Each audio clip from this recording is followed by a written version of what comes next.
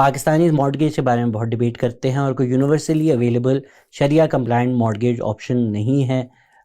تو کیا کیا جائے؟ میرے خیال سے بیسکلی تو جو ہمارے اس وقت کرنٹ مارگیج سسٹم ہے اس کے اندر کوئی ایسی چیز میرے علم کی حد تک نہیں پائی جاتی جو شریعت کے خلاف ہو.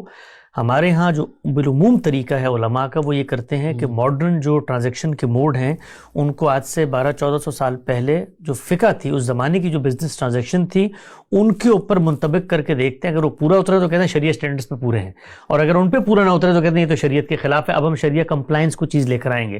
وہ جو شریعہ کمپلائنس چیز لے کر آتے ہیں کبھی آپ اس کی تحلیل کریں تو وہ حقیقت میں کیا ہوتی ہے, وہی موڈ آف ٹرانزیکشن جو کنونشنل انسٹیٹیوشنز کے اندر ہو رہا ہوتا ہے اسی کا نام تبدیل کر دیا جاتا ہے, اسی کے اندر تھوڑی سی ہیلے بازی کی جاتی ہے, حقیقت میں وہ وہی کچھ ہو رہا ہوتا ہے.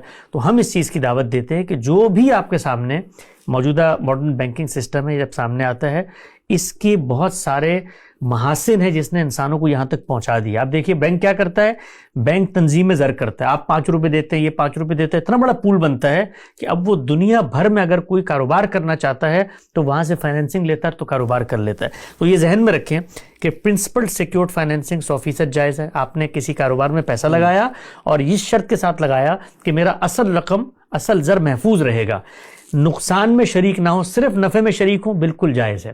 اسی طریقے سے ایسٹیمیٹڈ منافع, تخمینی منافع آپ لے لیتے ہیں, یہ بھی بالکل جائز ہے. مارگیج کے اندر کیا ہوتا ہے کہ میں یہ صلاحیت نہیں رکھتا تھا کہ جا کر ایک پراپرٹی خرید لوں. ایک ادارہ وہاں پہ آتا ہے, وہ یہ کہتا ہے کہ میں ایک زمین, ایک جگہ, ایک گھر خریدتا ہوں اور گھر خرید کر تمہارے حوالے کر دیتا ہوں کہ تم اس میں رہو اور 30 سال 40 سال میں ایک ساتھ میں مجھے پیسہ ادا کر دو. یہ معاملہ اگر میرے ساتھ کوئی خارج میں انسان کرے تو میں پوری زندگی جھولی اٹھا کے اس کو دعائیں دوں گا نہ دوں یار.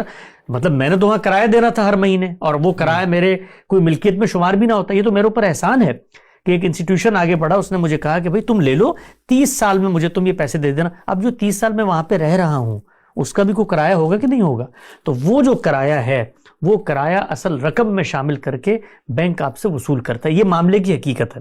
پھر اس کے اندر بینک چونکہ خود ایک پس منظر میں بنا ہے تو پرانی ٹرمینالوجی اس کے اندر چل رہی ہیں, وہ انٹرسٹ کی ہیں, وہ اس طرح کی چیزیں ہیں, ان کو وقت کے ساتھ ساتھ ٹھیک ہونا چاہیے.